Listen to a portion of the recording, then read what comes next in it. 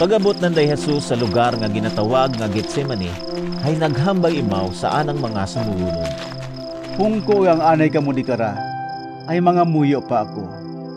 Gindaganana sanday Pedro, Santiago ag Juan sa unahan. Nakabatyag dayon si Jesus it kangidlis, ag indi imaw himayang. Naghambay imaw sa tatlo. Matsa mamatay gid ako sa grabe nga kasubo. Iyang kamong rikara, ag ayaw ka mo itulog. Nag-adto si Jesus sa may uunahan. Naghapa ag nagpangamuyo sa Dios na kun mahimo kunta hay pataliwanon lang kana ro kasakit nga gintigana kana. Hambay ni Jesus. Ama, wahit imposible kimo. Kung mahimo ay hindi mo lang ako pagpaagihon sa grabe kakasakit nga akon nga aga tubad nun. Pero bukunit akon nga pagbuot ro dapat matuman. Kundi ro imo.